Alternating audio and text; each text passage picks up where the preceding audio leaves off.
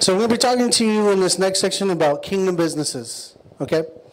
What I refer to kingdom business is starting a business. I know some of you might be thinking about businesses, maybe your own businesses, or maybe you're thinking, me, a business owner? No way, right? I was there. I was in the last bracket. I was like, had no financial IQ. I was trained in business in high school. I was on top of my state for entrepreneurship, and I just never decided to go into business. I just decided maybe I didn't know enough, maybe I didn't, I had all these excuses, all these reasons in my head. But something I want to tell you is that God wants you to prosper. He does. Because if we look at jobs, not that jobs are bad, but maybe I should turn it down so they don't hear out there. But I'm teasing, sorry. But if we look at jobs are a form of slavery. Plain and simple. Slavery. Because if you work for somebody else, you're making them rich. You understand what I'm saying? Plain and simple. You're making them rich. And you're selling your time for what you value it for. The world will tell you, no, it's on your qualifications and your training and everything else, and that's what we place value on. No, it's what we placed value on that determines that. Okay? So it's very simple. So one thing I started talking to God about is basically maximizing my time. So, everybody know what leverage is, right? So with the seesaw, if we move the fulcrum over, the center part, if we move it all the way over to one side, and there's only a little bit left on the seesaw, does it take a lot of force to lift the other side? Yes, it does. But if you move that center point, that fulcrum, all the way to the other side, and there's more on your side, and you barely touch it, the other side goes up immediately. Right? You see what I'm talking about? So you want to leverage your time for the gospel, for the kingdom. Right? Not only that, but you want to make it exponential. You don't want to just do it to where you're getting added back to, like a job. You want to do it to where it's multiplying back to you. Right? So I can go into a lot of parables and talk about exactly what Jesus is talking about. You see that Jesus talked about money more than everything else. And in the church today, nobody wants to talk about money. Right? But he talked about money more than everything else. Not because he wanted it, because money makes an excellent tool. Right? Horrible God, excellent tool. Money is a horrible God, but it's an excellent tool. So the world makes God their money, or money God, right? So it says you can't serve two masters. You can't serve mammon, and you can't serve God. It doesn't even say the devil. It doesn't even bring up the devil. The devil's not even in the picture. It's money, right? So you see, a lot of people, they will work and they will do things to earn money. So they can buy more things, more stuff, and they enter into what we call the rat race. Right? Everybody's seen the little hamster with the little wheel, and he's just running in circles, or he's just running in place, and the wheel's spinning, but he's going nowhere. He's going nowhere. And it's a lot of what happens with us is we spin our wheels a lot, and we go nowhere. Yeah, but I have dreams. I have aspirations. I want to see the kingdom of God. I want to be able to travel at leisure and see all kinds of things happen, right? This is my heart's desire. So I started talking to God about it and understand my circumstances is a little different, and I'll explain that in a second. But I started telling God, I want to start a business that doesn't eat up all my time. Because everybody who has businesses, it eats up your time, right? Eats up your time with your family, eats up your time for ministry, for God. It does. Just because that's the nature of business.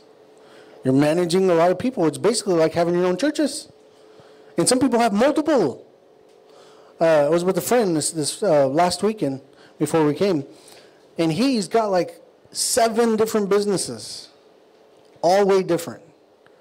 Contractor. He actually opened up a personal care home. So he has, like a nurse or somebody there taking care of people. And he's doing all this so he has an opportunity to go in and pray for people. What, they're going to tell him how to run his own company? Right? So he's doing all these different things that generate income and frees his time. And so it's like, I understand what you're saying, but it's eating up all your time right now, right? He's like, yeah. So basically, what I'm going to show you is something to maximize your time. So when I started my business online, you know how many hours a week I worked on my business? Like really worked on my business. How many hours a week? Any guesses? Anybody? What? 1 hour? I wish. 1 hour. 1 hour a week would be awesome. 1 hour a day? No.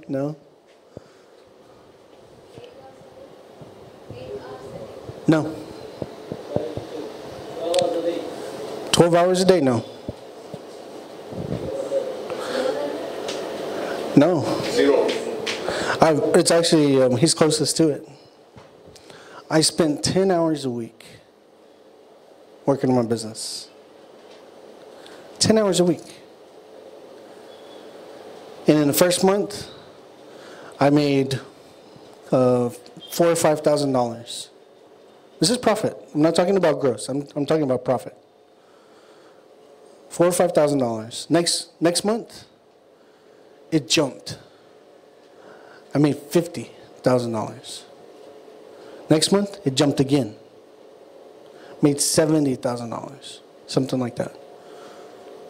And so what I learned was take a system, make a system, put it into place, and it frees your time.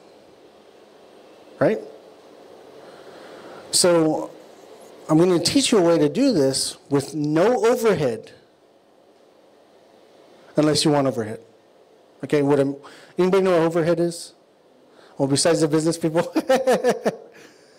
Overhead is basically saying product that you have to store yourself, right? Because it costs you money, and it's not making you money because it's sitting in a warehouse somewhere. Right? Also, or should I say very little overhead. And also you have to pay people to ship it, to inventory it, to basically take the orders. You have to pay salespeople to sell them, right? So you see, all the overhead, and then the utilities, the building, all this comes into play.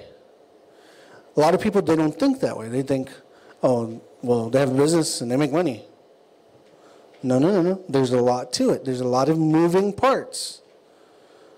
Don't pay for your building. See what happens.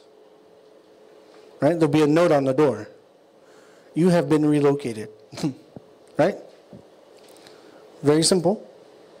So we're going to teach you how to cut all of that out. And that way you can be financially free. But if your motive is greed, that's why I was talking about motive the first time. If your motive is greed, you will sink your company faster than the Titanic. Okay? You will sink your company fast. Because you're thinking more dollars, more cents. And so you fall into the trap of the rat race and you make God your money. You make money your God, sorry. And so it's very important that you always keep your attention on God because He is ultimately your source. So I'm going to teach you some very basic principles. Okay? So you're going to do some brainstorming right now. So I'm going to give you some things. Write these down. You want a small item that people use every day. Okay? Small item people use every day. like toothbrush, coffee, tea, right? Think of something that people use every day. Toilet paper, sugar, right? All these things, think about it.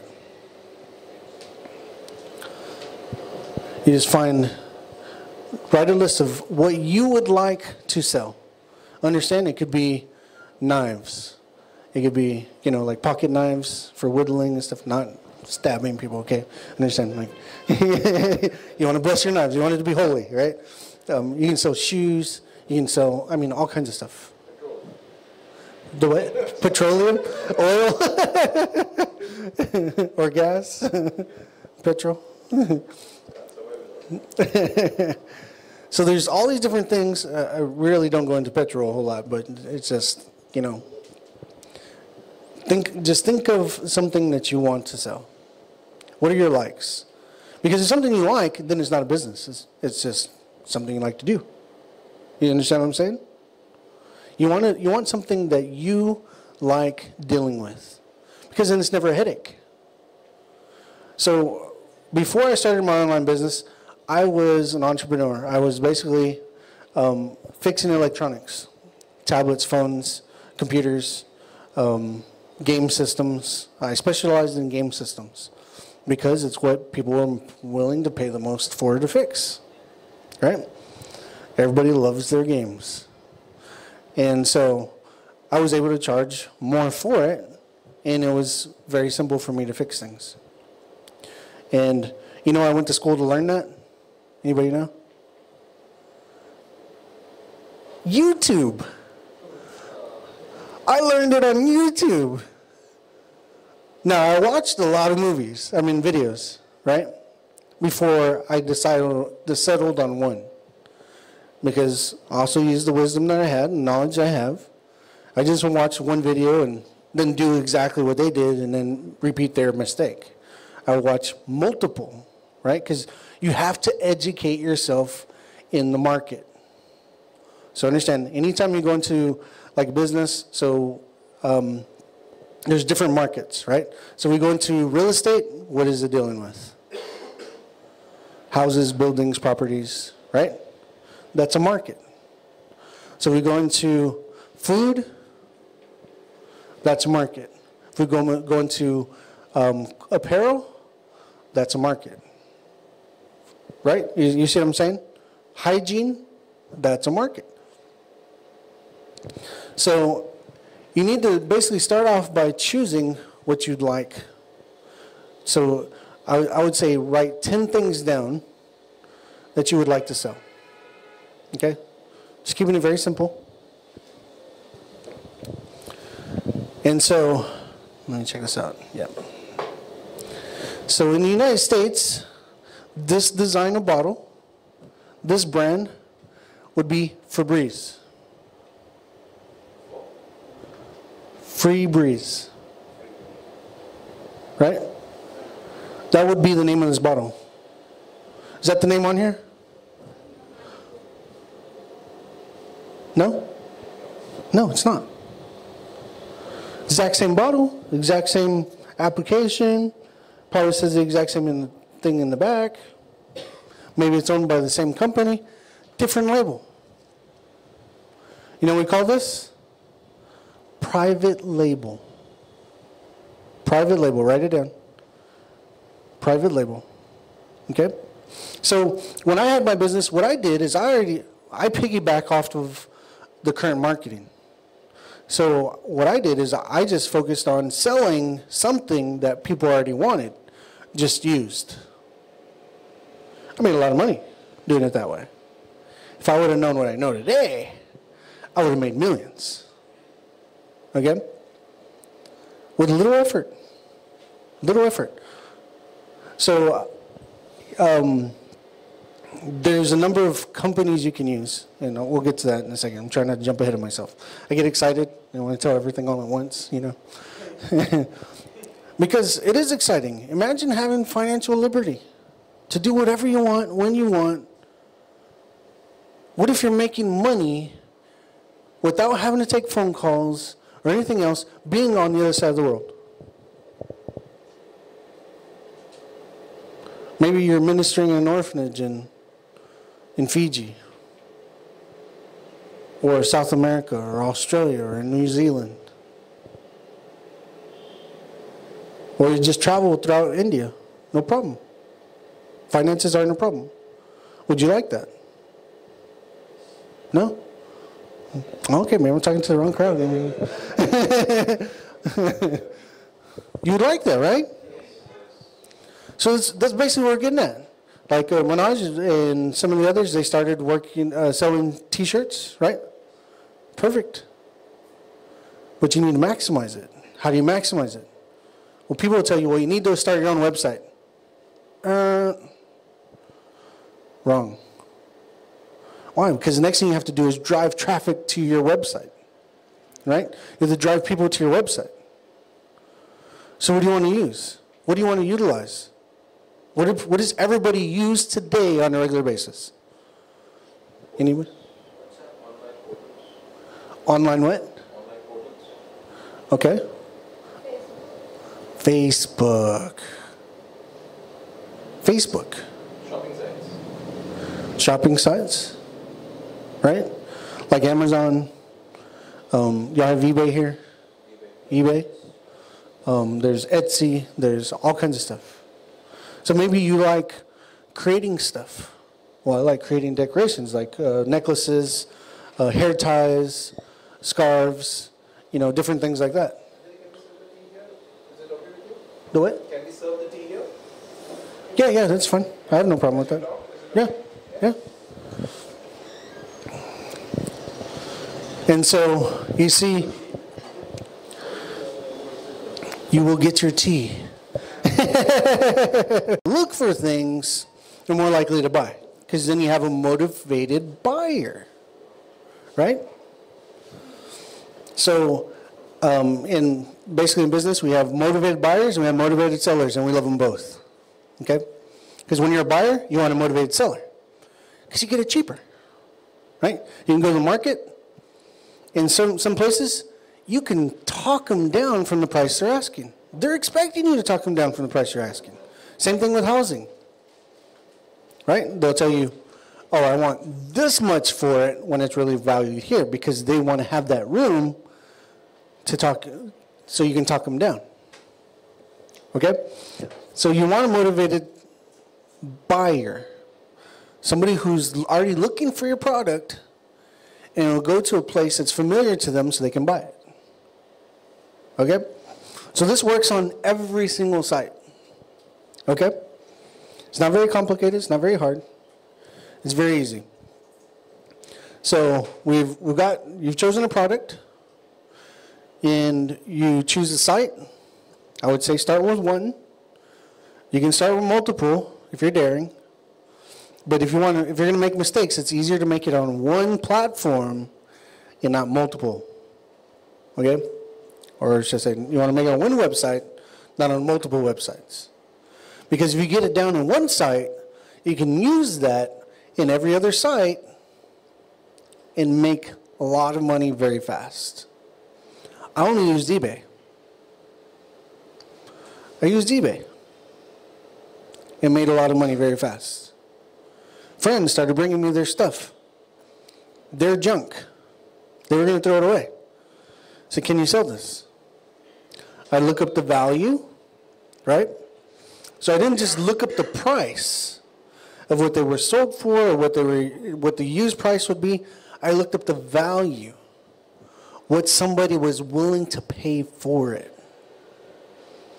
And then I tried to sweeten the deal by going under slightly, because it'll drive people to your product, right? So the tea you're drinking, just an example. Let's say, what's a common price for a cup of tea? 10? 12? About 10? Okay, we'll go with 10. We heard 10 the most. Maybe somebody's drinking the premium brand, right? For 12. 12. They get the richer brand, right? And so it's 10. But what if I go to the same company, can get the exact same product, it costs me $5, and I sell it for $9. Same taste, different name on the box. Right? Do you know companies do that? It's called private labeling. So in the United States, it's very evident. You can go into one of our supermarkets, right? And you'll see all the name brands, and then you see all the off-brands. And you can start identifying what company makes what in the off-brand, and because it's way cheaper, right? One selling a brand, the other one selling a product. Whenever they have a recall, all of a sudden, the off-brand disappears, and so does the name brand off the shelf. So it tells you they own that brand. They own the off-brand.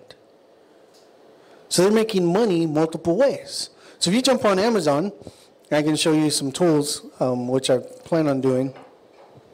I'll make some videos so I can show you, walk you through it so you can kind of see the different things. You'll see the people that own most of the brands on Amazon are the same companies. Selling the exact same products, different prices with different names.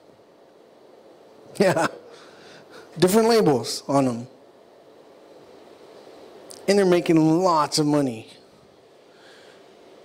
In the United States, the best way to, like you say, you open a convenience store for petrol, right? You want to sell petrol. And you open a convenience store. It's not good to open just one convenience store. So you open a convenience store. What's the name of a petrol station here, like a gas company? Exxon. What's another one? HP. Shell? Okay. I'm familiar with Exxon and Shell. So let's say what you would do is you would open on, let me show you.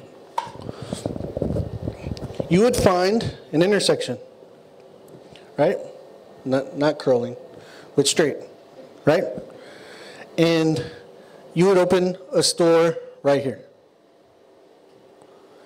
You would also open a store right here.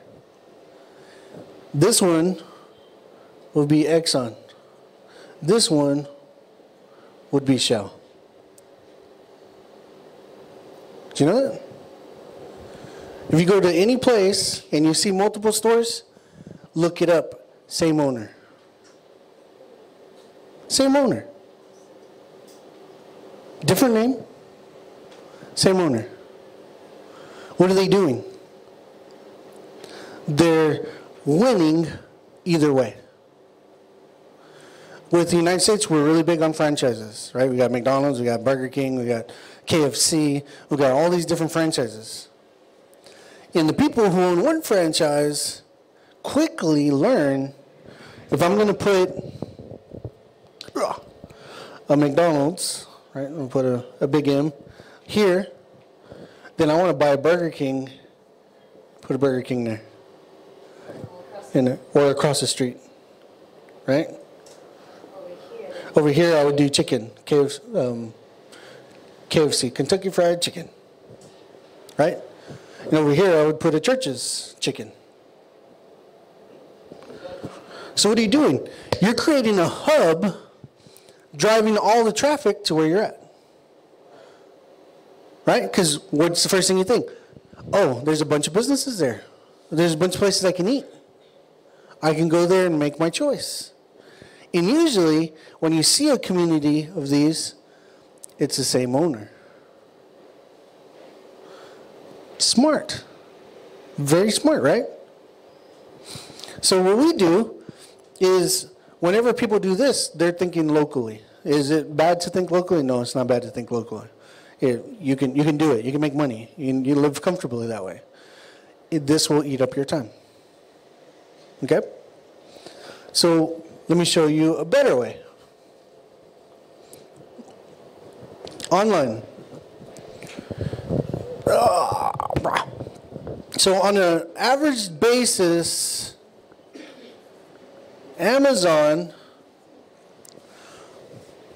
visitors a day, okay?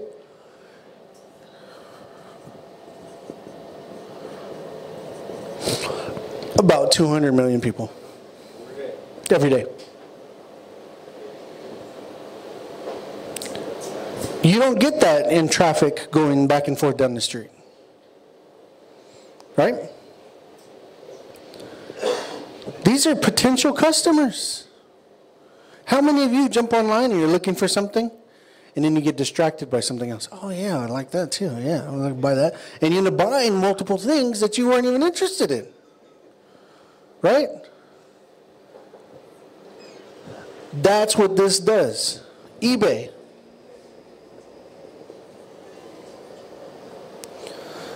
The traffic is in the 100 millions.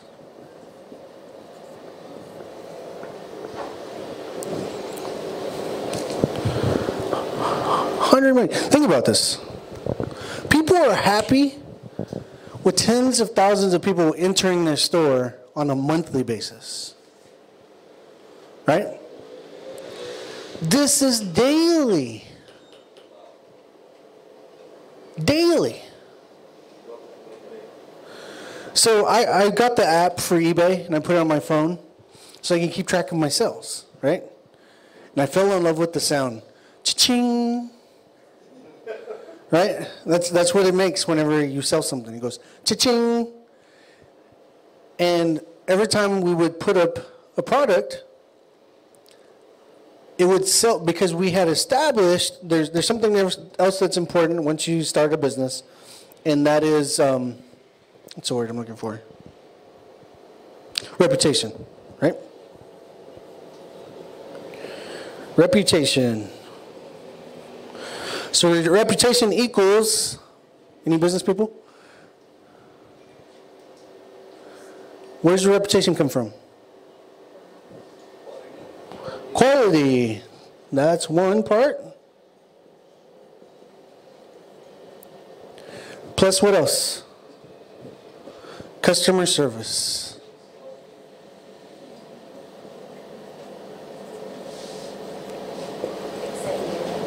So what? Yeah, you. Sorry for my handwriting. That's why I have Daisy write. That's why they say I'm a doctor at heart, right? Nobody can understand my writing except for myself. So reputation is based on the quality of your product and the customer service you provide. So some companies, major companies out there, have horrible quality, great customer service, and they're making billions. Some people only have quality and very bad customer service, and they're making billions. When you have both, the Bible says, Proverbs says, if you have a good name is more to be desired than fine gold and choice silver. Right? So you want to operate in integrity and honor, always doing the best possible. Is people going to try to take advantage of you? Always. Always. That's the nature of the fallen man. Sometimes it's better just to take the hit, keep a good reputation, right? And you'll see. But if everything you sell is coming back, okay, time for you to change product. No good. Very bad product. As far as where you're getting it manufactured from. So a lot of stuff that I sold was manufactured in China.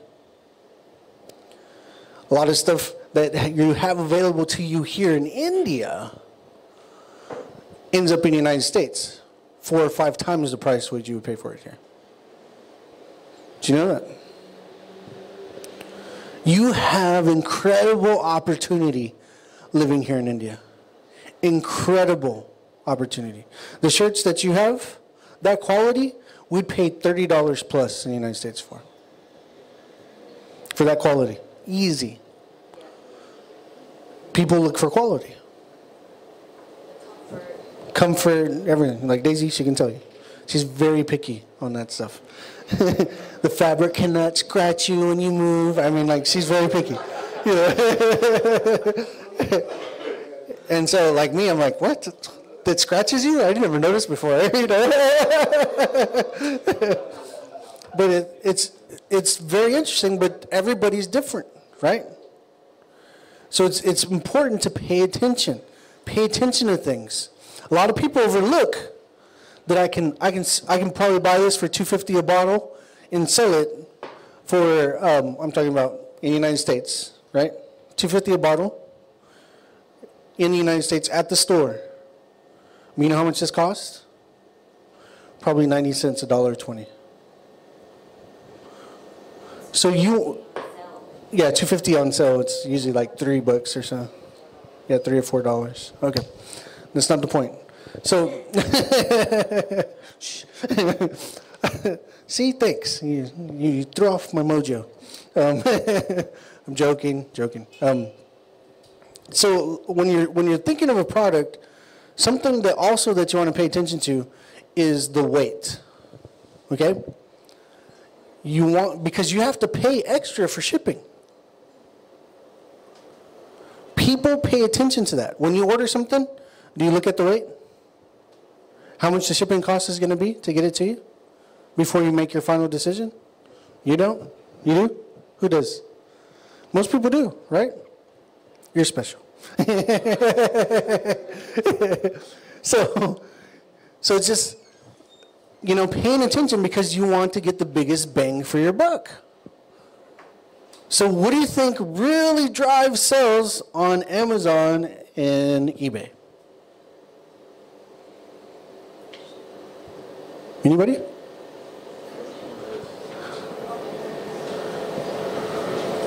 Free shipping.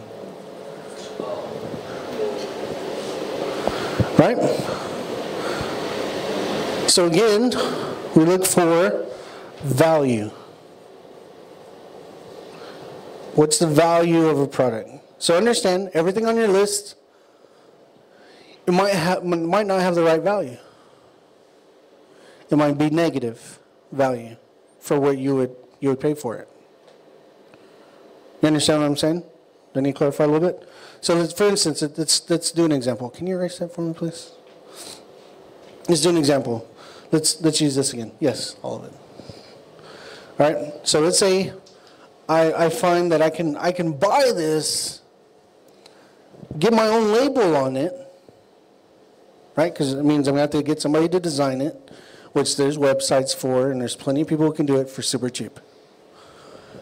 That way you can maximize your time strategizing on how you're going to grow your business. Very simple. So let's say I got this can, I completely produced, maybe out-of-pocket fee from the very beginning is realistically $100 to get everything for that. Okay? So I'm thinking USD. It's obviously will change here because I'm using USD because I'm familiar with it, okay? It could be way different for rupees. It should be a lot cheaper in depending on what area you're getting it from, right? So let's say to set this up, that's a one-time cost. One-time, sorry, here. A one-time cost. She'll make it look pretty and readable. Right? But every time I order one of these from the company, I might have a minimum order. So I might need to order 100. But with every manufacturing company, the more you order, the cheaper it is. Right? That's how you maximize your bang for the buck. So understand, when you start, you might only be ordering the minimum. Okay? There's nothing wrong with that. Do not despise small beginnings. Okay? It's better to make a mistake with a small order than to buy a huge order and you're in the hole. Well, I thought, temporary tattoos would be really cool to sell, but now I have 100,000 of them in my closet. This didn't happen to me. I'm just giving an example, okay? I have 100,000 of them in my closet and I can't even give them away. What I do? I just lost out all that money because I wasn't smart enough to test the market. So you want a minimum order. You want to do a small quantity, okay? Because then you can see, okay, will people buy this? And understand, you might not sell them right away, super fast, because there's other components, there's other moving parts. And I can tell you that the only thing that really matters is not what you're selling, it's how well you present it. So what I do when I'm deciding I'm gonna sell something, okay? Now, let me clarify that as I do not sell anything now. God wants me focused completely on what He wants me to do, and He's taking care of everything else, okay? So, like I said, I completely trust Him for everything. And not that having a business means you don't trust God. Actually, it means you trust God way more than everybody else because God's the one who brings you your clientele, right? Amen? You know what I'm talking about? Otherwise, you'd be sitting with a business and no money. Really? God brings you the increase. And so when God gives it to you, He what does the Bible say? It says, what's the scripture? He addeth no sorrow, right? The blessings of the Lord makes you rich. There you go. The blessing of the Lord makes you rich and addeth no sorrow. Because I can tell you, I've worked with some businesses, and I had a lot of sorrow. I was like, where do I have to go to work today? Right? I had a lot of sorrow. But the blessing of God makes you rich and addeth no sorrow. So understand, everything you put your hands to is blessed. So you will be blessed, period. Okay?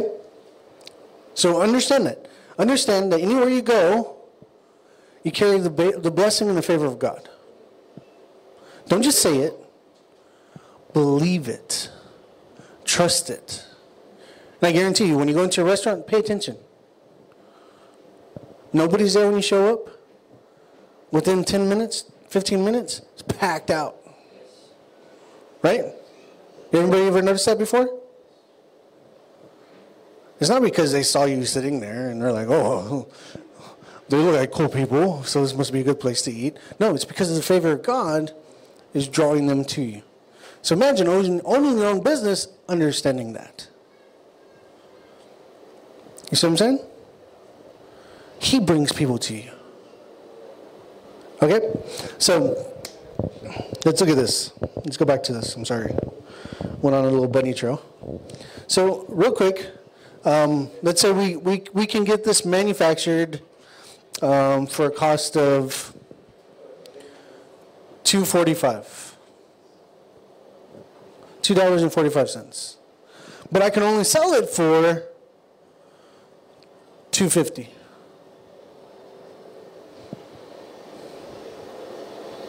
Is that worth selling? Is it worth selling? You can answer. You don't just shake your head. Say, no, it's not.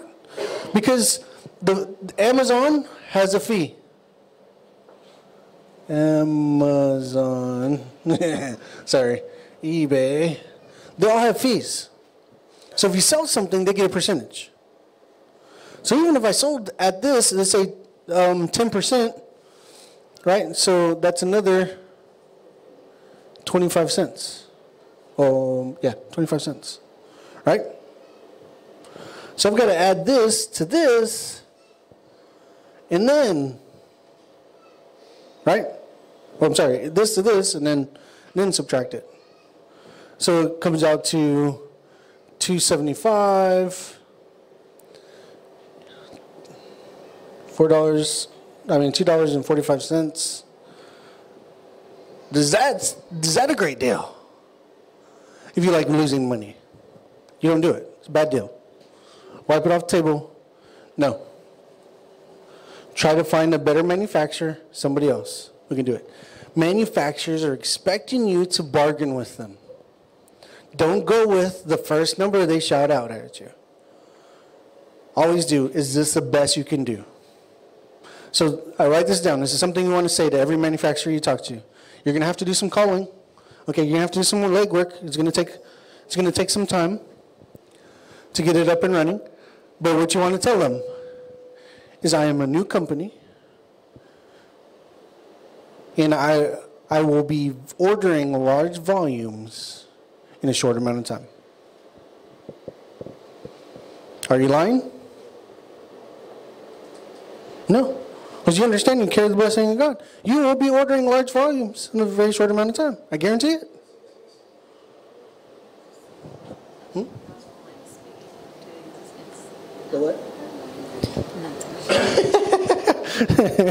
She's trying to whisper to me, and I was like, what? I didn't understand what you said. But you're speaking it into existence. That's what you said. Okay. Right? So you're prophesying even over your own business. It's important. Speak to your business and tell it what it's going to do. Just like if you prayed for somebody, right? You tell their body what it's going to do. You tell the soul what it's going to do. You tell the spirit what it's going to do. You're going to be saved. We just don't see it that way, but it's actually what we're doing, right? If you declare that Jesus is your Lord, you will be saved. What did I do? I told them what they're going to do that leads to salvation, right? So it's very simple. You do the same thing with your business. Business, you will prosper. You will have people in you that are faithful, that are loyal, that are honest, that are integral, right? Because at some point, it's better for you to pay somebody a wage to do all the shipping and the labeling and everything for you, right? So what are you doing? You're creating an atmosphere maybe for believers, right? Or providing for somebody's family. It's not a bad thing. Okay? They're helping you, you're helping them. You want it to be win-win. But you want to be able to bless them as much as possible because God sees the intent of your heart.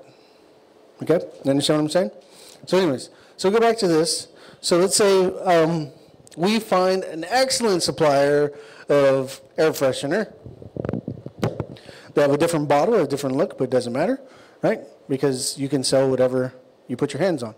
So let's say you get it for $1.20. Huh? Oh. What's a currency for y'all for air freshener? Yeah, rupees.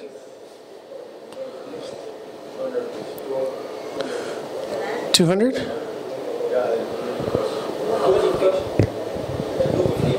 $250? Okay. So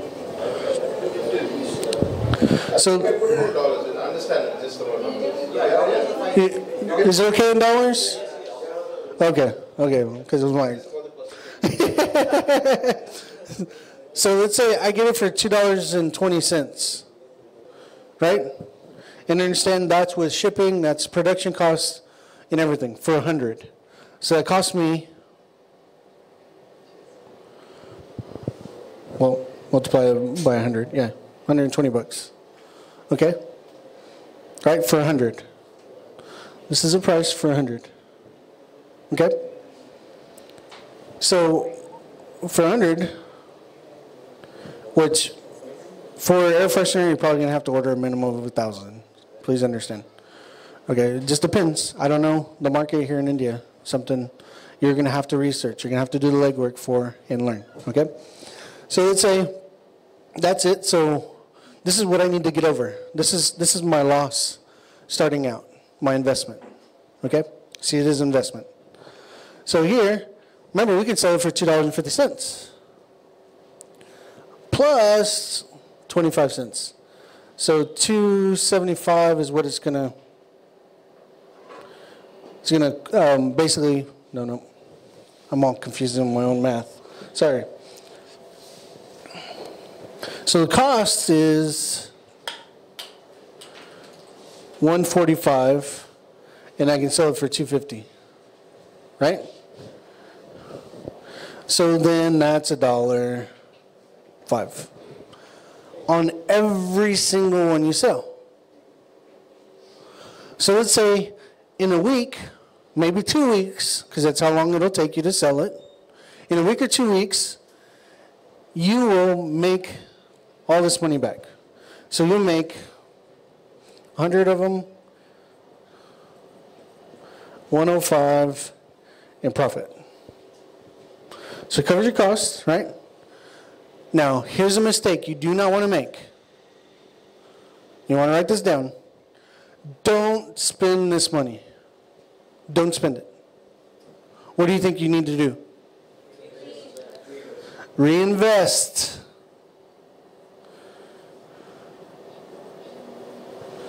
Your goal is to get this number high enough that it replaces your income. Because right now, you're doing fine living without it, right? I hope, I pray, yes? Yes? So you already don't have it anyways, right? So just take this money and reinvest it. So maybe this time, that's close to that. Maybe you can find an extra $15. And you double your order. You get 200 items. Right? So the 200 items you sell, and that ends up being $500 in sales, right? And then that's 210 profits. Right? All I did was multiply it by 2, right? And then you do it again. Take this money, reinvest it all together. What happens? You can order more. You can order more. You can order more. You start establishing brand recognition. People start seeing the brand. Oh, I like that smell. I like that flavor. Yeah, yeah. Let me try the other flavors. Oh, so now you can branch into different varieties, right? And so we have Hawaiian scent, which I don't think smells like Hawaii at all. Right? You can have vanilla, however you spell it, right? What's another flavor? Coconut? And then Tide dragon fruit. Oh, Thai. Oh, sorry. Tide, I'm put DF for dragon fruit. Okay, so you can get 100 of this one, 100 of this one, 100 of this one, 100 of this one. Right? But you want to pay attention what's selling the most. This is very simple. I understand you're intelligent. You can figure this out on your own. I'm just stating the obvious. Okay? So basically you want to figure out what's selling the most and you want to carry that in stock the most. So let's say we don't do that. Let's say we do cell phone covers. Everybody needs a cell phone cover. They need to protect their investment, right, in their phone, especially because phones can cost a lot of money, depending on what you get. Why do you think I have this case on my iPad? Military grade case on my iPad. I can drop it. It can get ran over. It will survive. Okay? That's what it's built for. So let's say you want to sell cases. You can find cases made in China, everything else. They'll slap your logo on it for free. They'll put your logo on there. It could be the exact same case. Just make sure wherever you're at, you're not violating any copyrights or anything like that, obviously, right? And you can sell the exact same case, different name. So you want to look at it, it's like, well, this is very hard outer case. It's got, 3 layers of protection. It's got a face cover, right, to protect your screen. It's a bifold, means it opens up. It also acts as a stand. So you look at a product, you look at something, and you figure out all the benefits of the product. What do you think you're going to use that for? Your marketing. The more buzzwords and things you have in your description, the more it will show up on search sites as Google, Yahoo, Bing, MSN, like all these different search sites. It will show up because you have all these words. So when somebody searches for it, what do you think is going to pull up first? Your ad. Okay? So it's very simple. So something I look for when I go to a website, can you erase it for me again, please? Is I look for a product that's very common. People use like tea, right? And I look at the very first page. If I go to eBay, I look at, I'm going to draw my web page here. So please have some mercy on me on my art skills. You did a great job with my handwriting. Do those art skills too, please. Okay? So on the top of the page, you might have 25 to 50 products, right? You might have a picture, and then a short description, and then the price. Right? Whenever you look something up, it shows a picture, description, price. It's very easy. You look down the list, and you say, oh, okay, well, I like this one. What I look for is something there that they're missing. I look for top things. No pictures. They might have a picture here. As soon as you open up the ad, what's there? No pictures. So what do you think is important when you list an ad? Lots of pictures. And you can pay somebody $5 and they'll go and take out the background and make it white all behind it, right? And then you can make it even 3D where they can turn it around and everything else. Technology is awesome nowadays, okay? Very simple, very easy to the point. And so when you show ease of use and even maybe a little video showing somebody using it, people are 200% more likely to buy. Right? So what else do you think is important?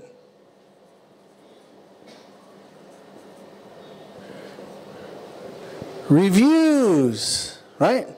You see something with 5 stars, are you going to pick something with 5 stars over 3 stars? 5 stars, right? Because it's telling you, hey, this is a better product. That's what you think immediately. But in reality, it could be somebody just didn't like that brand. They didn't like the way it looked, the way it sprayed out the can. And it's just them being picky. It happens. Happens in business a lot. Right?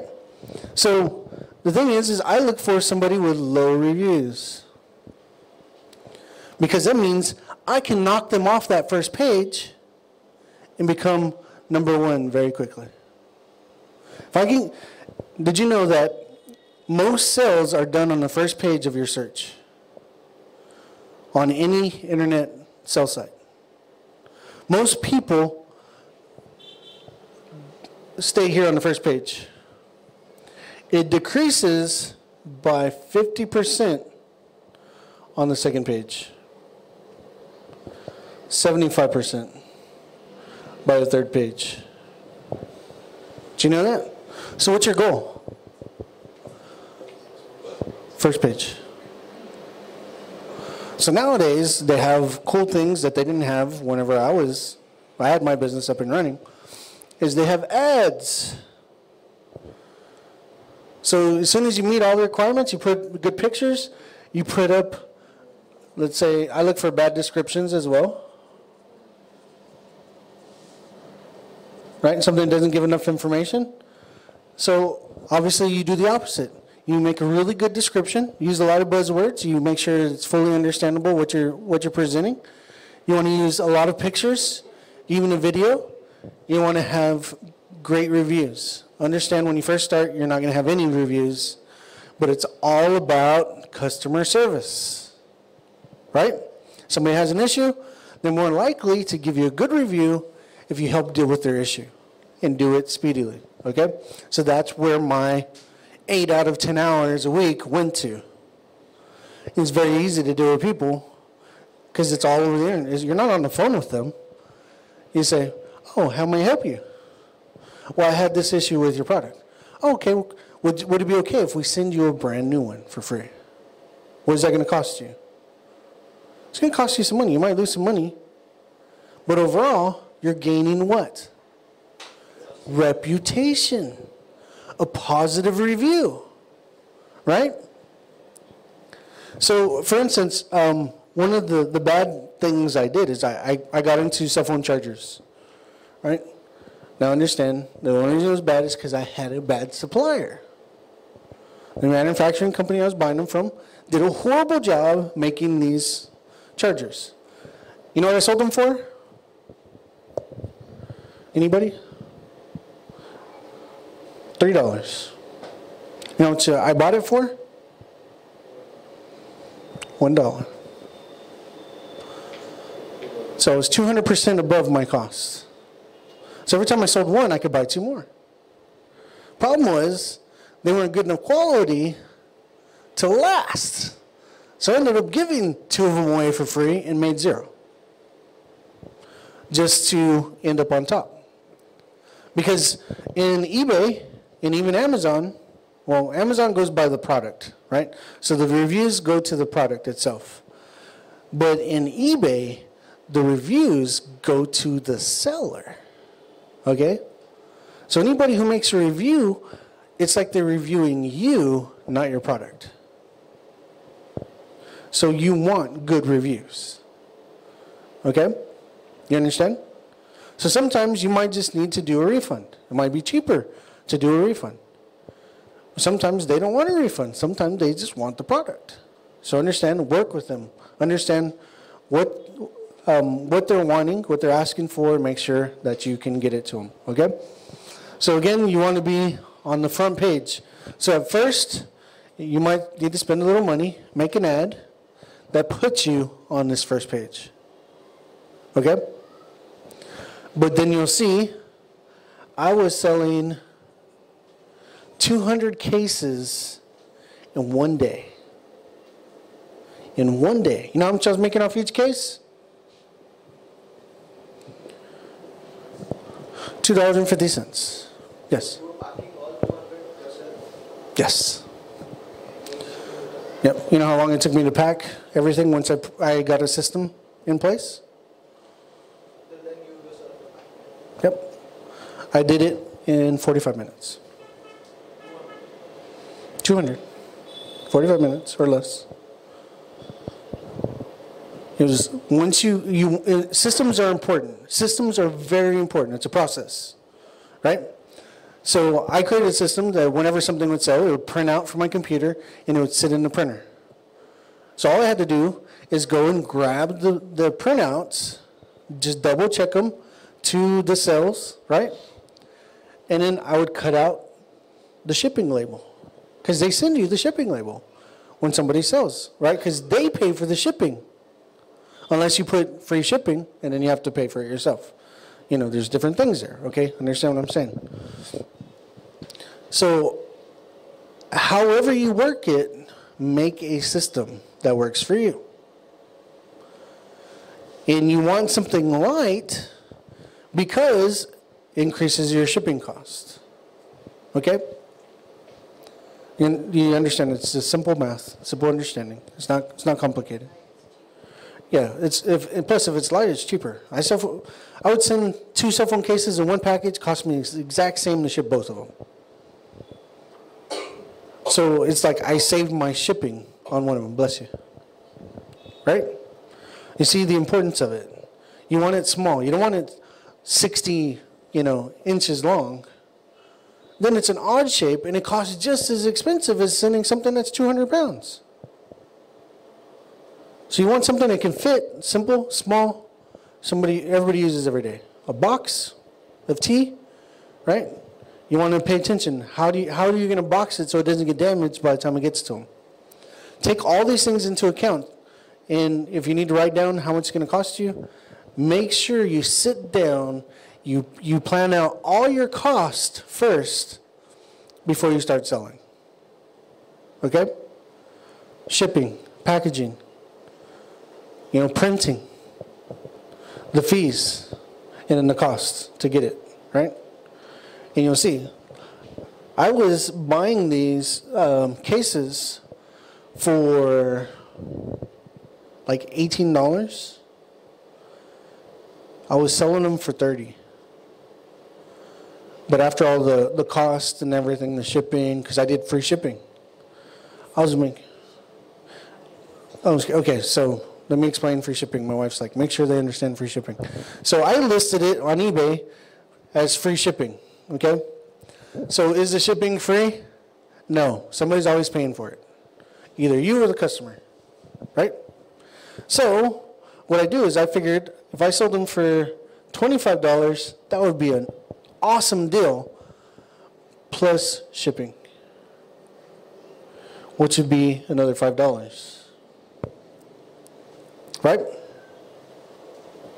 But if people see this, they don't like it compared to $30 free shipping. Because they don't know how much they're going to pay for shipping.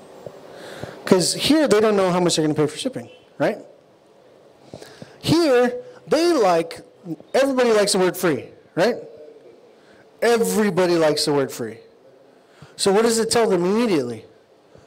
Ding, ding, ding, ding, winner. Right here, I select this one every time.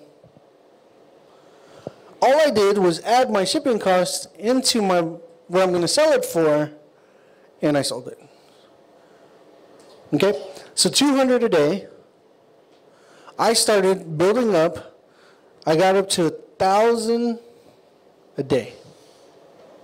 1,000 cases a day. Look at that. 1,000. And this is profit. So $250 USD a day in profit.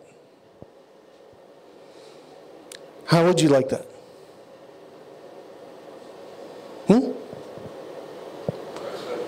So I found a way to get my money to make me money. I got my money to work for me that produces a greater reward.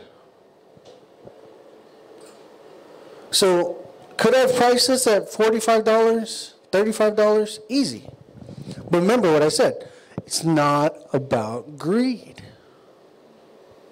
Something that has made one of the most successful companies in the United States is called Walmart. Anybody heard of Walmart? Everybody's heard of Walmart? Okay. Walmart focuses on what? Being low price. How do they keep their prices low? Buying bulk.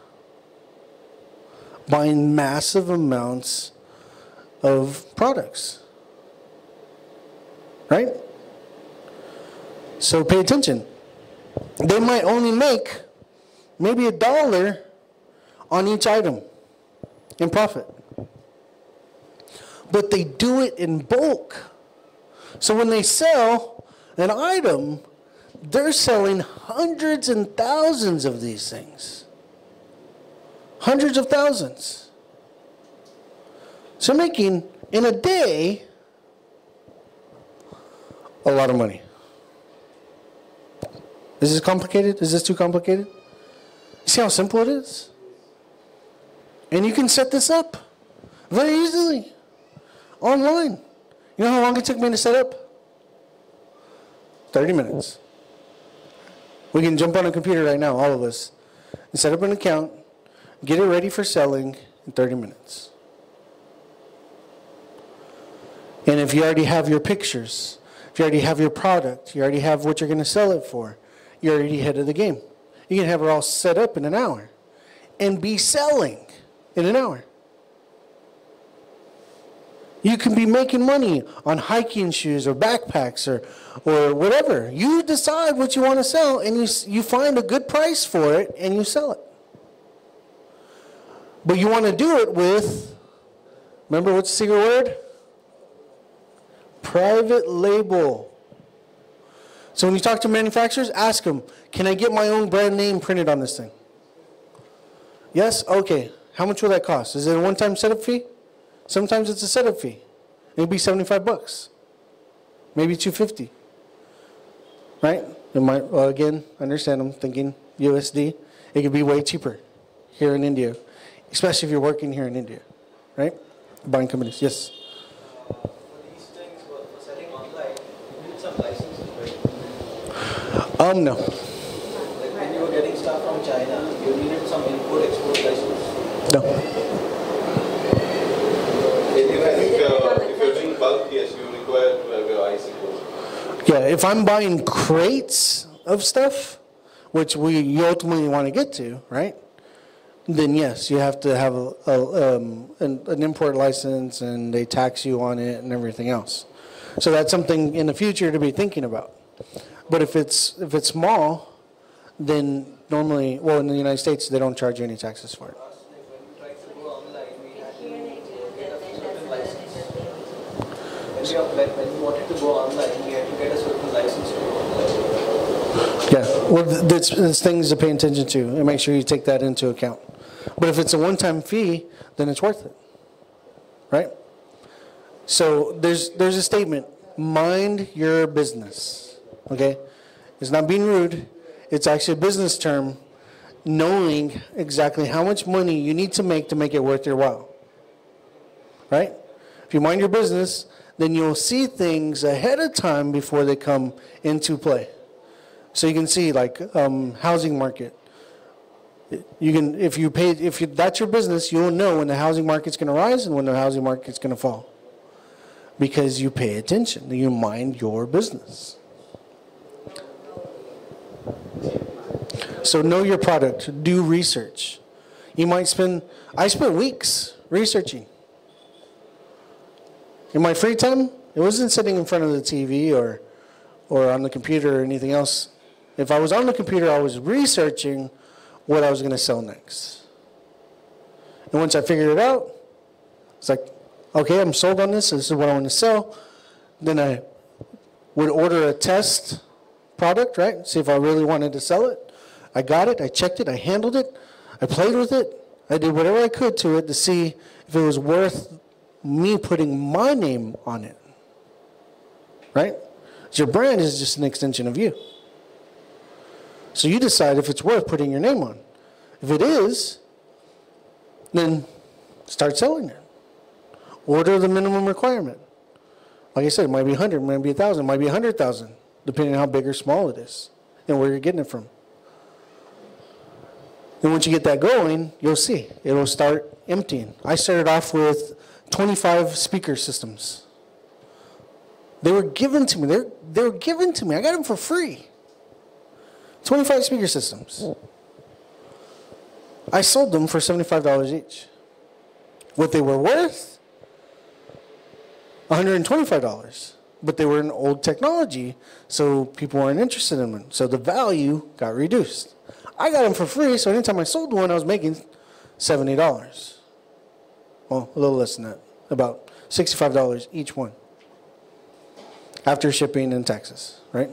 And fees. So that's a good deal, right? $65 each one.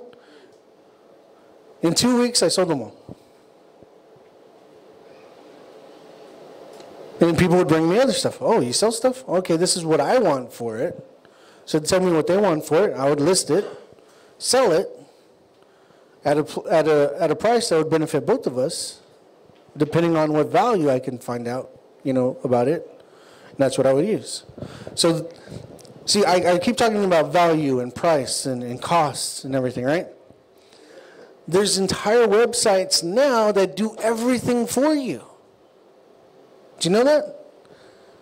There's a site that you can go to. One of them is called, what's it called? Scout, something Scout. Oh, if you do a little bit of research, they're all over YouTube, everybody's talking about them. So one's called something Scout.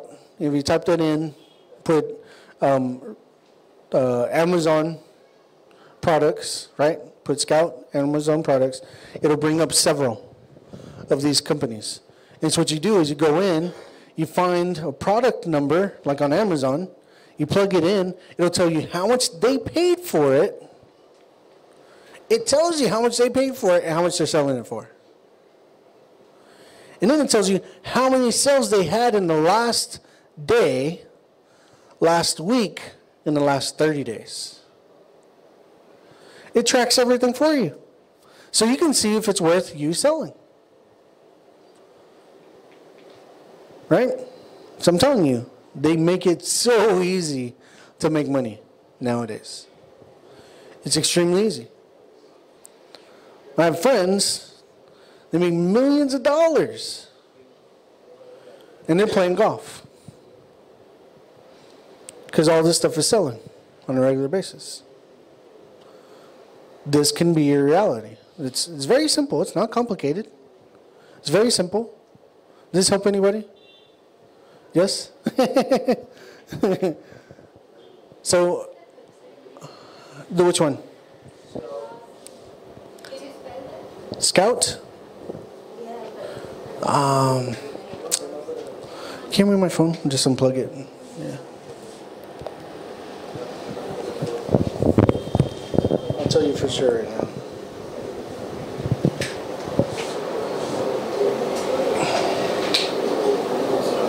Just give me a second and I'll tell you.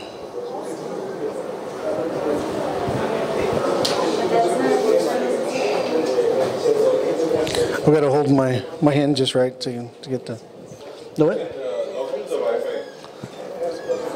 It's a paid service though, so like you have to pay for it. They're not gonna give you all the information for free, you know. They're doing all the hard work for you, but it's worth it. Yeah, because this is taking forever.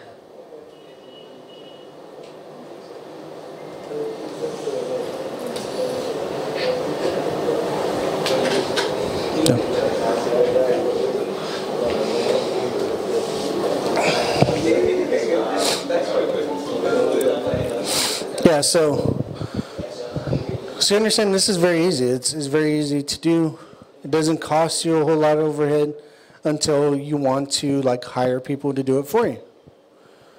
And not only that, but once you get one product going, you can do another product and do another product.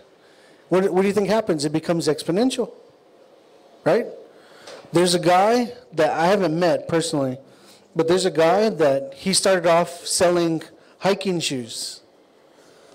He had just gotten out of prison. Nobody would hire him. Couldn't find a job. Found how he can sell hiking shoes for really cheap. Started his own Shopify store. Okay? He's Shopify. Started his own Shopify store. You know how much money he made in 1 year? Profit? $1 million. He went from no job, no income, to $1 million. And guess what he loves to do? He loves to go hiking and being outdoors. So guess what? On top of that, he's never taken a vacation in his life. He's never taken a holiday in his life. You know why? Because he's out field testing his products he's selling. In the United States, that's a tax write-off. Because it has to do with marketing and research. So his trips are all paid for by his company and is not taxed personally for him. Because it's considered work. There's all kinds of ways to work around stuff. So understand, you obey the rules, right? But if you learn the rules and how the rich people have set them up, then you can use the rules to get rich as well. It's just very simple. Yeah, you learn to, it's called Jungle Scout. JungleScout.com. But there's another one that's a little better than it. It's called Amazon Place or something like that, or Amazon Work or something like that. That's a really good one as well. So I'm telling you, easy way, it took a little over an hour, easy way to make your money work for you very easily. And I can tell you it works. I can show you old bank account records to show you that it works. And I loved it. I use PayPal too. So on top of my fees, PayPal charges you a fee as well. You know, there's only like 5 or 8%. But I liked it because I can just deposit straight into my account and I would have the money in my bank account in 1 day. So everything I sold, transferred into my account 1 day. Very quickly. It's faster than the credit card processing company. Because how many days does it take? 3 minimum before you see it in your account. And if you use authorize.net or anything like that, I don't know what you use, but if you use authorize.net, you don't see it for over a week before it goes into your account. So it's just be smart. You can make money when money is in your hand faster than if it's in somebody else's hand and they're making money off of it, right? Yes. When you do the things in Amazon, will they add taxes so that we don't have to pay the taxes to the government directly, or that is separate tax and the government taxes? If, like, let's say to do business in the city, they charge like 8%. I don't know. What is the percentage here? 12.5. So 12.5% to do business here for any of your sales. You want to take that in consideration of your pricing. Okay?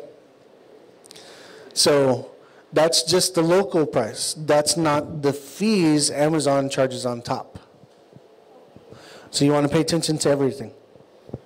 So that's what I'm saying. Like, understand, you might sell something and you might only make 80 cents, $1, $2, $3 on. But don't think of it as being small. Think about multiplication. So that small price, I could have walked away from the $2.50 because I was selling stuff for $15, $20, $65 profit with each sell. But they don't sell as much because when it's a smaller item, they sell faster. I'm thinking of this thing. They sell faster, right? Because when it's a certain price range in the United States, it's $20. Anything under $20, it's a no-brainer. People buy immediately. So in India, you need to decide how much is that people will buy without even giving second thought. Because when it's a big purchase, what do? They think about it, right? They do research. They look at the reviews. They take their time making a buy. If you go to buy a car, what do? You drive this one, you try that one, you test drive it, right? See which one you like, you sit in them, you smell the car, right? You race them? No, I'm joking. You do different things like that, right? Because it's a huge decision. But when it falls in that gap to where people don't think about what they're buying, they'll buy it fast. So even if it's toilet paper, hey, it's something I need. You know, it's reasonably priced. It's compared, or even comparative. Even if it's the exact same price of what they can get it at the store, they're paying for convenience because they don't see it as a big loss. Right? So that's what you're selling. You're selling convenience on top of getting what they want. So it's a win-win, both sides. Any other questions? Questions? You're going to think of like 1,000 questions when you leave. But I'm trying to see if you got any questions right now that we can answer. Yes, no?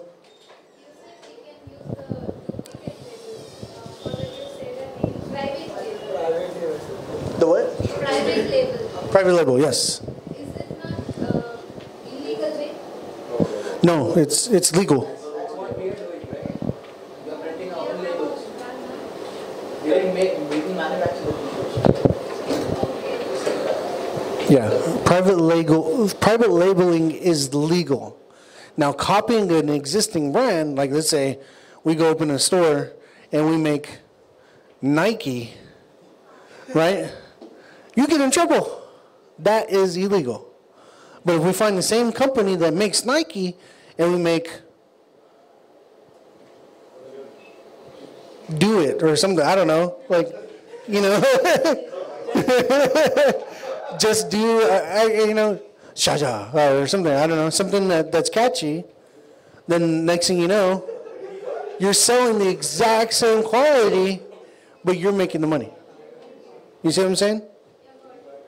So yeah, there's major difference between using an existing brand company and creating a private label. Because whether you realize it or not, even though you go to the store, right, you see all these different teas, Most of them are the exact same tea with different names, different packaging, different labels.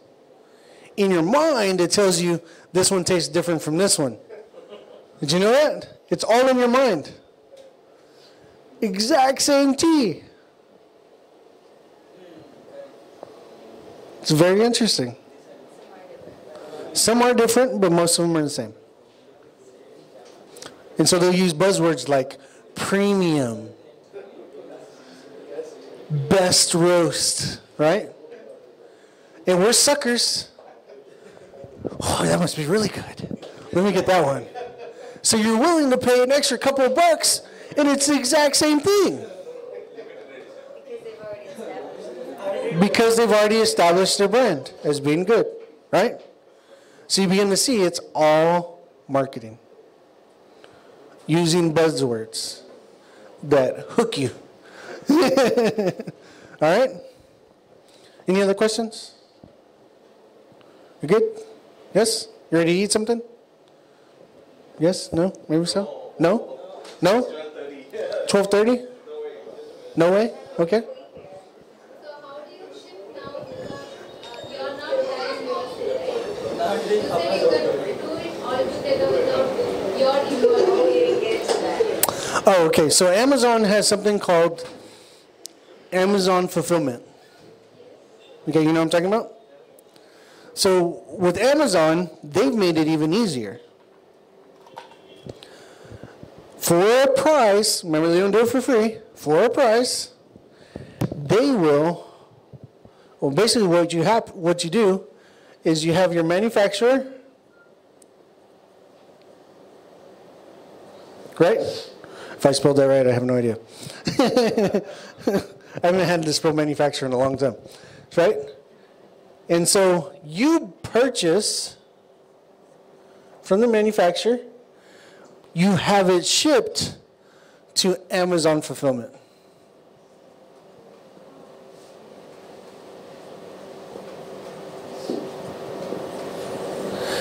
They deal with the customer service for you. They ship out the product for you. They do everything for you.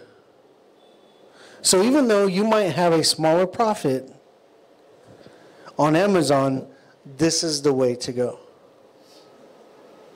Why? Because they will side with you because they are representing you.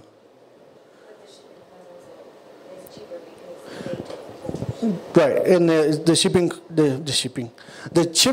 shipping cost is also cheaper because they do the shipping, and they've worked it out with the carriers for a better price. They have special pricing. Okay, so from them it goes to the customer. La la la, right? Yeah. Oh yeah, and they're just saying when it's shipped by Amazon, it looks more professional, right? Because they see like your address and they look it up on Google Maps, and they see your home, and you're like, what? Like this is a mom and pop shop, right? But when they see Amazon Fulfillment, they're thinking big company. They just naturally think that.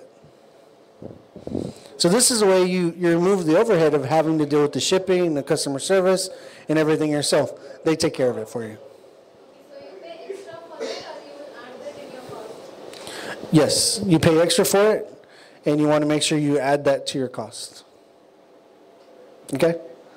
So what I did, and actually Jungle Scout and other companies do for you, is you plug in the numbers, right? And they have a spreadsheet, and they tell you what your profit's going to be. I'm telling you, they make it super easy to sell on Amazon, also on eBay. So easy, I'm telling you. If I would have known this back, if they had these tools when I was doing it, I would be a millionaire easy. Because they simplify everything for you for just a little cost. It's basically what I end up paying other people to do for me. Because that's what I did, ultimately. Before we we shut it down and we went straight into working with the ministry, JGLM, is we were running our online business. So I hired a couple of people to do all the shipping for me, and I didn't have to worry about it. And I would go minister. So my 10 hours of work, they would do, and I would reward them well for it because I'm making over $2,000 a day. And so say, you know what, for 10 hours a week, well, it wasn't even 10 hours. It was like an hour each day, 7 hours a week. I'll give you $300. To them, they think it's a steal, right? And in reality, if somebody told you, if you work seven hours a week, I'll give you 300 United States dollars, would you do it? Yeah, for 7 hours? Even in the States, they'll do it. And it was freedom of mind. I didn't have to think about that. And because it becomes easy, yeah. If I want to sell my products in US, if I want to sell my products in t-shirts, what would I have to do? You would have to have them shipped to, like, let's say you do it on Amazon. Let's say you're doing a fulfillment service. Yeah, and I think he has the advantage because you said you were already private labeling. So Yeah. what I would do is I think that you talk to the company who's printing them and making them and say, are you able to ship to this address? How much would this cost? Right. So basically, you can have them fulfilled because when you ship them, they go to a Amazon warehouse. So you would have them shipped to an Amazon warehouse in the United States, and then they would be able to order off the American site, and they would sell. So like everything, the pictures and all, they would do it. You each putting the pictures. You put in the pictures. You still put in the description. You do all of that. It doesn't take very long to do, and then they assign you a number, and that's it. I mean, basically, you just take off. Yeah, you have the advantage because you already know Yeah. sell to. But you have a huge market here, is what I'm saying. A lot of people think, well, I want to do Europe or I want to do United States or anything. Like, you got billions of people here. And they're all ready to give their money away. Right? Yeah, especially those shirts with the sayings. They're, well, I don't know here, but over in America, they're super popular. And Yeah. so for you, you would just need to like start with those, and then you can expand your market. Yeah. So over there, workout clothes, I don't know, workout clothes is super popular, and especially with women now, like all the comfort and all that stuff, they prefer to be wearing a nice, comfortable workout shirt than to wear a regular shirt. And so then it would be hitting that market. So then you just get creative. You start looking for different shirts that women would want to wear. And then you start putting the quotes. Like, you can do a lot of Christian ones, and you can do just motivate. I'm sure here too, right now, those motivational quotes are huge. So you have that huge advantage because, like, oh, you know, just what's that? Stay calm. Have you guys heard that? That's super popular right now. Like, just and drive on, or just keep eating and keep calm, or you exercise and keep calm. All those things. And then so you have right now, I think, man, you have a really huge advantage. And then so I don't know. If I would be looking into that. Like for instance, I always tell Anthony, me personally, I'm into pet stuff. So I like shirts that say, like, I'm a proud dog mom, or, like, you know, just things like that. So that's when knowing your market comes in, because then you start seeing, okay, what, like, women, what are the quotes that they're really looking at? Like, the girls here might be familiar with Pinterest. Pinterest? Okay, so, like, for you, get on Pinterest and look in Google shirts they have shirts for men too. I mean, not Google, just search on Pinterest, like shirts with quotes, and see, oh, you'll see all these shirts that that come up, and then you see like, you know, then you can Google search, like, you know, whatever, I don't know, but it'll give you creative ideas on how to, what wordings you can play with. So like, oh, you know, that one I would rephrase it and say this instead. You know what I mean? But yeah, I think you have a huge market. Yeah. And there's companies like with t-shirts where you don't have to buy the t-shirt. You just put in the design and they will make the t-shirt on demand. So they'll do it for you. So another great idea that I haven't presented to you yet is, how many read books? You read books? Like music? Any music? Right? Who's like a musician or a singer or anything like that? So, okay, so basically, maybe you don't like books, okay? Maybe you like music, but you don't like singing, or you don't sound the best, right? Maybe you sound really good in the shower, but not with a mic, right? So there's different ways to make money as well on Amazon. Do you know that? You can write a book and sell it on Amazon, costs you nothing. And every time they sell a book of yours, you make money.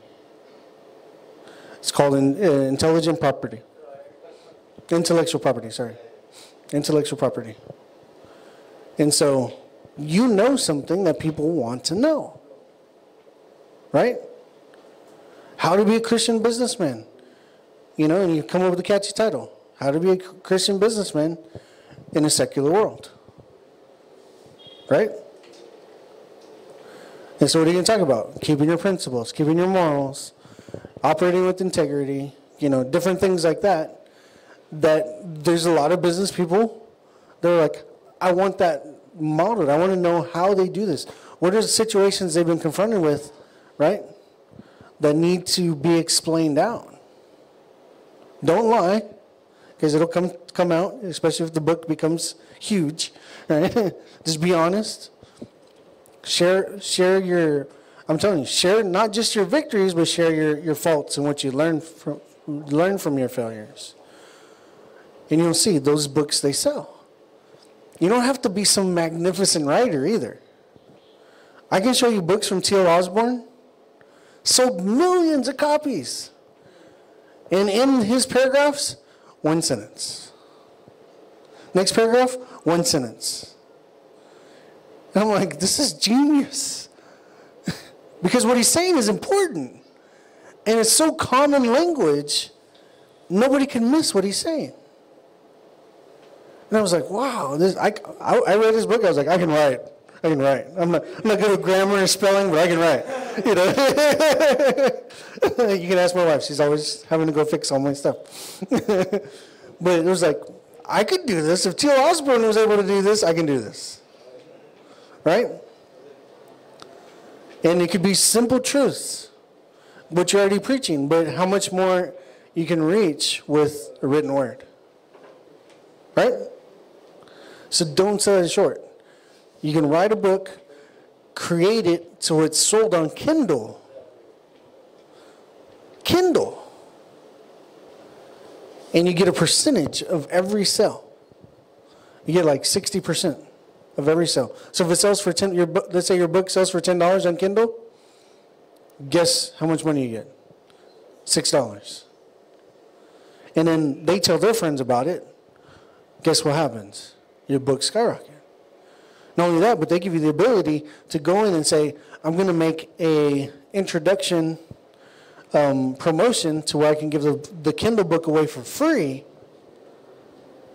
to generate sales, and they'll let you do it because they understand it works. So you can give away 50 books for free on Facebook, driving them to buy your book on Kindle. I'm telling you, there's all kinds of ways to work this. Music. If you start recording some music, maybe it's just, what do you call it? Jingles, right? Let's say you play the keyboard, you make some jingles and stuff. You can sell the jingle. You know how much I pay for jingles? $15 to $30 every time. $15 to $30. I use jingles for videos and everything else. Imagine if you sold a jingle 200 times at $15. Yeah, an 8-second jingle, $8, $10, $12. And so the jingles I'm looking at, I get, they're like 2 minutes, 3 minutes, tops. So you can start making little things. Use what you have, the skills you have. And I'm telling you, you can write books. There's all kinds of ways to make money nowadays. Okay? Any other questions? No other questions? Got what you needed? Yeah. You can sell graphics nowadays.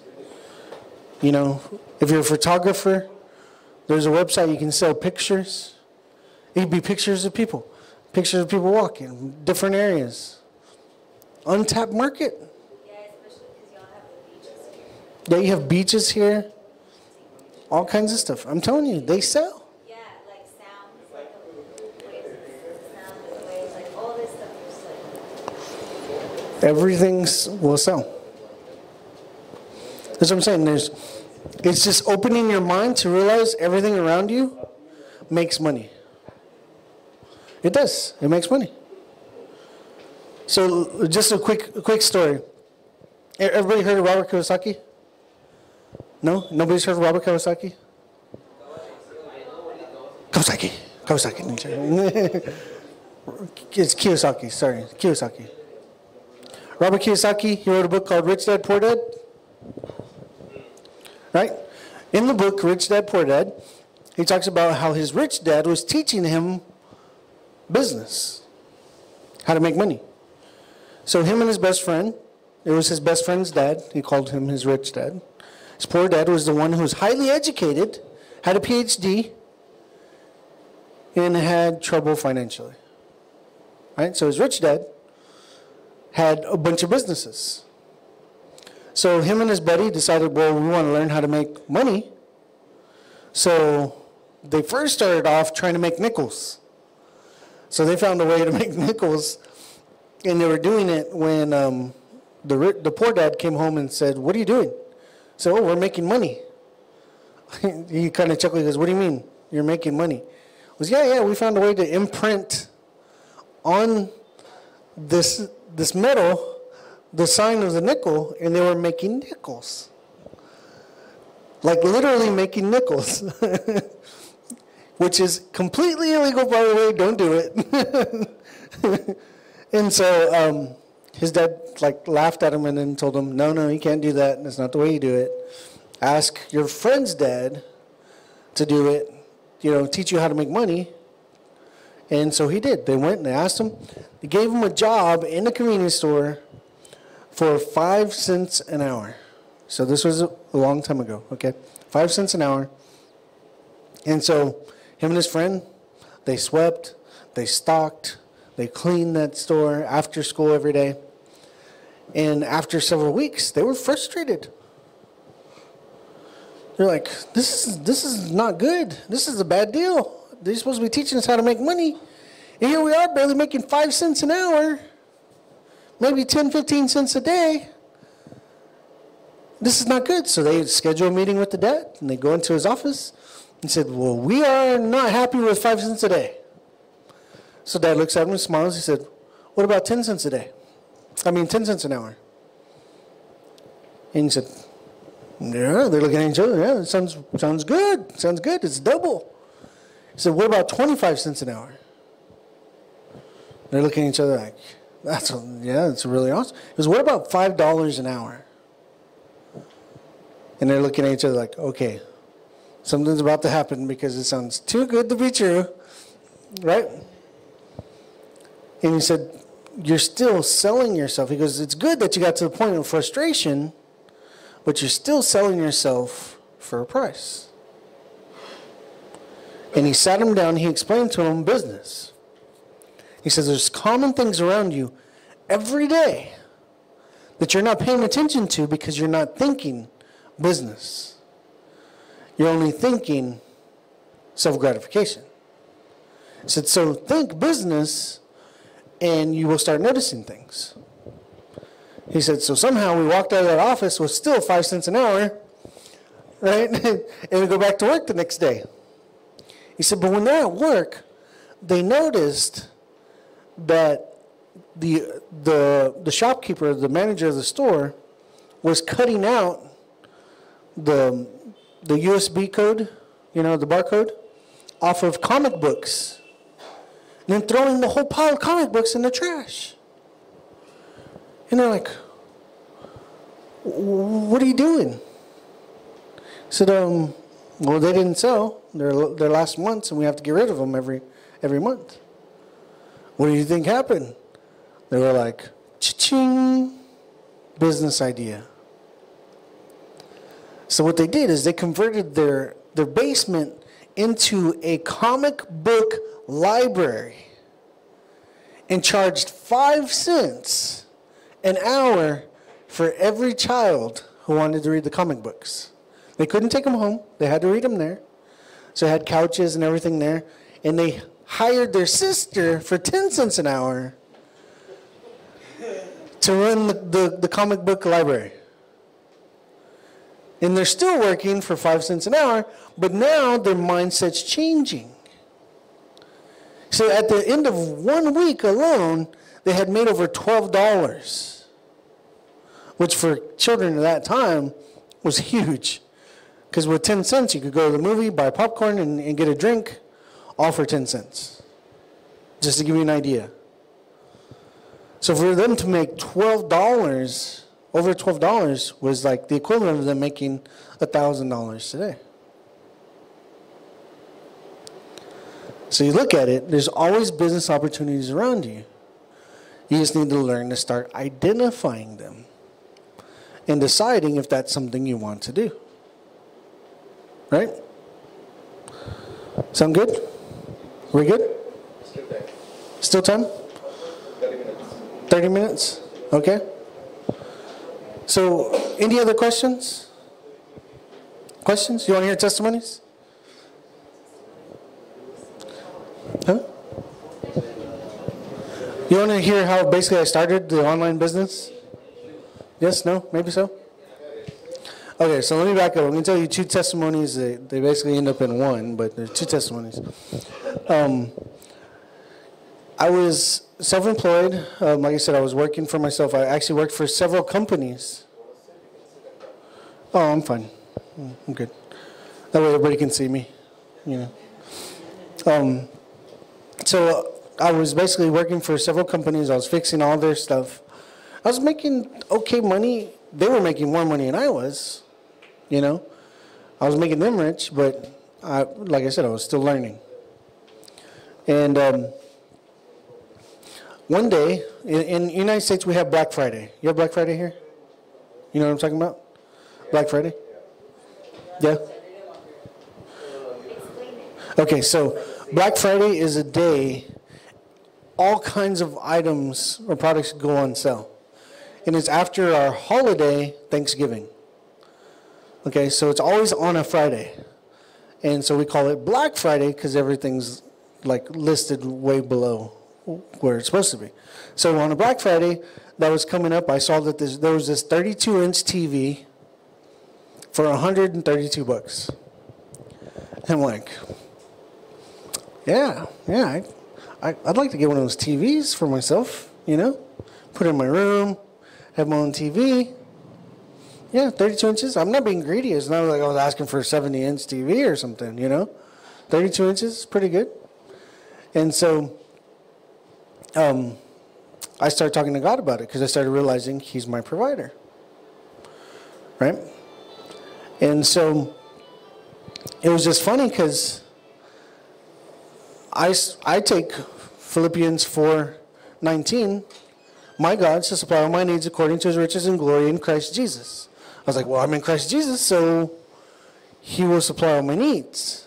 So I go to God and I'm like, Father, I know it's not a need. I know this is not a need. But I want to test you in this. I want to see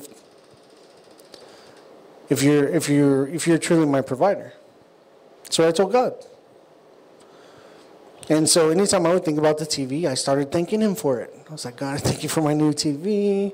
Play some games on it, do different things, watch some movies. And I was like, God, I thank you.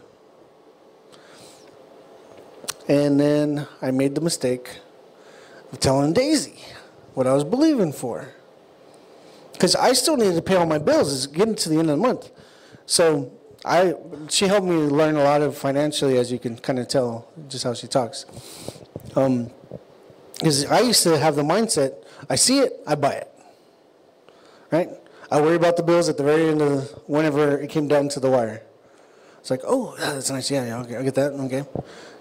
Daisy, she'll sit and she's actually the exact opposite. She'll think about it. Do I need it? No, I don't really need it. So, yeah, no, I'm not going to get it. And she's thinking down the road, right? And so she had to teach me to change my mindset because that way I can pay my bills. I'm no longer a bachelor. I'm looking to get married and taking care of a family and a house and all kinds of other stuff, right? So basically, I tell her, I'm believing God for this. And she's like, you have to pay over $350 for your bills for this month. And you haven't paid them yet. So you haven't even that money. I was like, I don't. Mind you, this is 2 days before the holiday.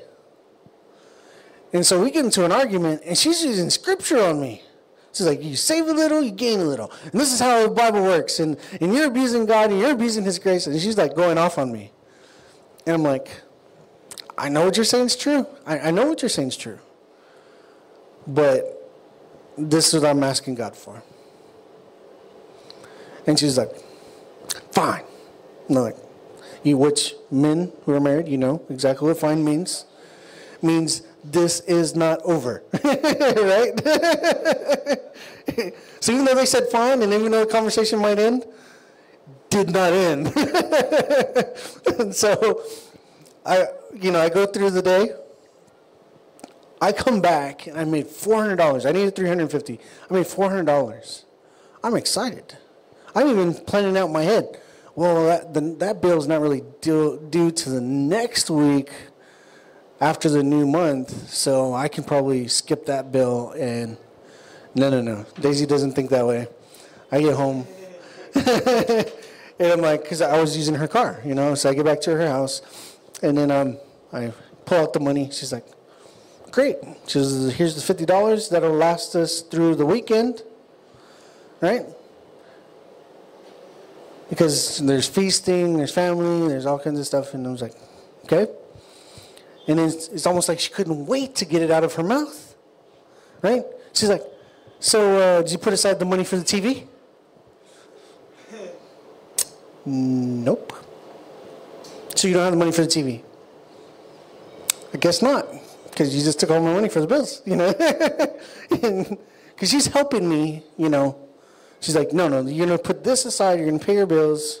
That comes first. Whatever's left, that's for you to play with, I'm like, fine. I'm going to sit here and pout. No. I was just like, God, okay. And she's like, so where's the money? I was like, it's not midnight yet. This is the day before the holiday, okay? The day before the holiday. And I'm like, it's not midnight yet. Still believe in God. So we get into another heated negotiation, right? Talking about the Word of God. And I get a call in the middle of it. A friend of mine calls me and says, can you meet me over here at the store? I'm like, yeah, sure. And so that was normal. I would go meet him on multiple occasions and just talk about God's Word and different things. So I was like, oh, okay, yeah. So I drive over there. And we're arguing all the way there, right? Finally, I'm just like, you know what? I've had it up to here. I'm done. Okay? And I said, you need to be still and see that God is my source. and be quiet. Because if he's my source and you marry me, because we were dating at the time, you marry me, then that means that he is your source. And she finally got quiet. I was like, oh, thank you, Jesus. You know, wiping away the sweat and everything, because she was grilling me, you know? She was like interrogating me, and I was like, okay, fine. She's finally quiet. Pull up to the place where we're meeting a friend. I get out of the car, because Daisy was with me. I get out of the car, go to their truck. They hand me an envelope. So God told me to give this to you. So something else, just a little nugget. Anytime somebody gives something to you, you don't look at what they give you. You bless them immediately. Because if they give you $2, let's say they give you 10 rupees. You're gonna pray a 10 rupee prayer, right? Right? Oh, bless them, Lord. Right? But if you don't see it, no, good. So, like, if you don't see what's there, then you can imagine whatever you want. $1 million, you know, 100 million rupees, yes. Right now, in Jesus' name, 100-fold back in Jesus' name, right? And so I blessed them, I prayed for them, and then I waited for them to leave. And I'm walking around the trunk of the car, or the boot. I don't know if y'all call it the boot or not. And so I'm walking around the trunk of the car. I glimpsed into the envelope. Remember, I only needed $132 or $232. That's all I needed. There was almost $1,000 in the envelope. I'm blown away. I'm sincerely blown away. But I did the Christian manly thing to do. You know, I go and I swing the car door open and I throw the envelope on her lap and I go, "Where's your faith, woman?" And she's like, "What? What do you mean?" And she like grabs the envelope and she starts looking through it and starts counting the money and breaks, starts bawling. And she starts repenting before God. God, I was so wrong. I'm so sorry. You are provider.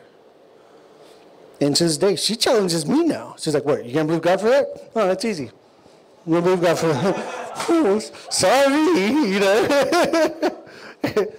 And so it's just amazing just knowing that God is our provider, right? And so I didn't buy the TV. Okay, I was completely blown away. We went on Black Friday and we bought tons of toys. And we gave all the toys away to orphanages and to kids who their parents couldn't afford toys. The very next year, God blesses me with a 65-inch TV. Yeah.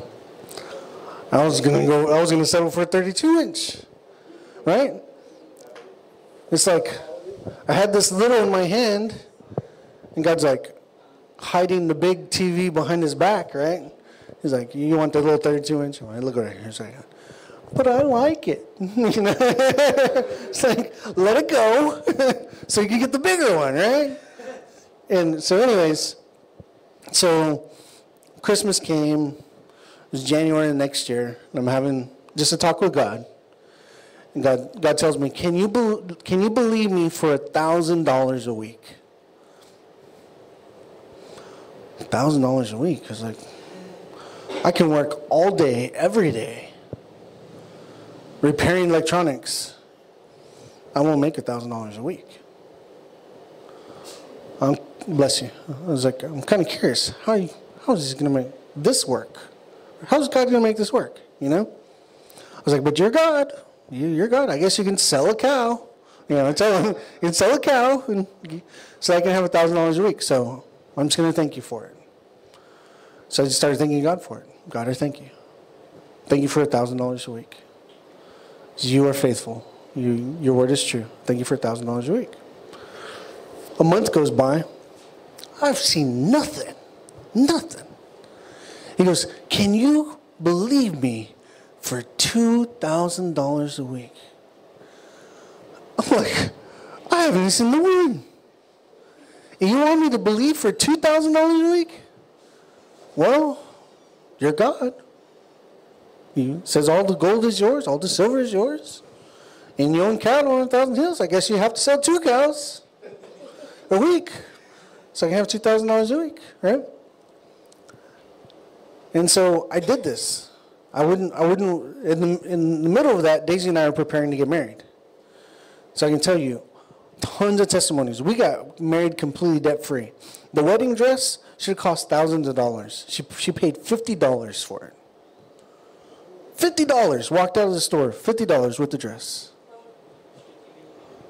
And just God's provision over and over and over. And we're just blown away and just watching everything unfold.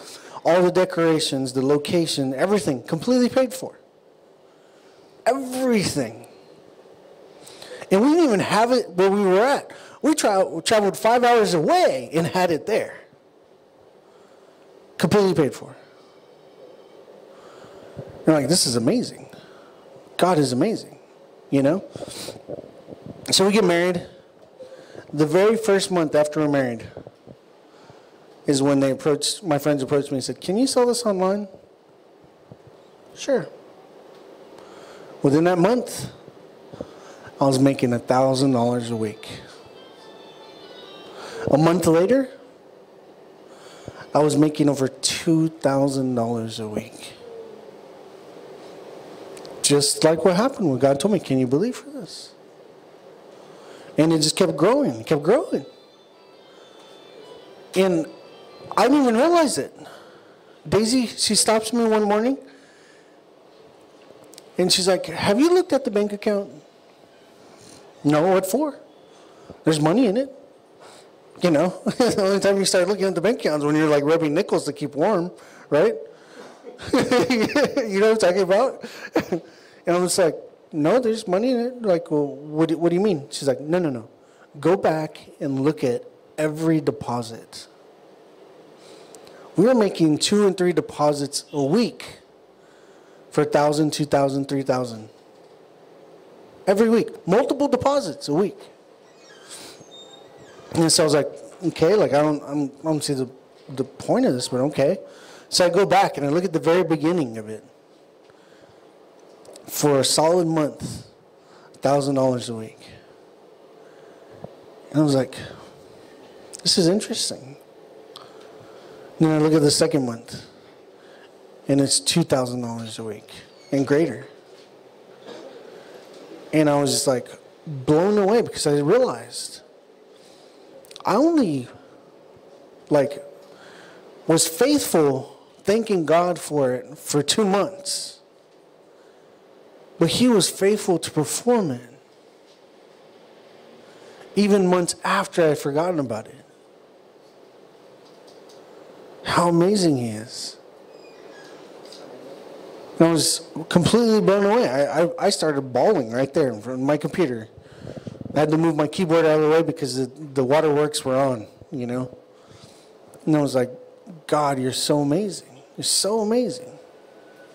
And that's how I basically started the internet business. And it took off. And so it's just understanding that God he's good. And there's a lot of lessons I learned from it, you know. And so even after that, I can tell you, when we went to go work for a ministry for the first several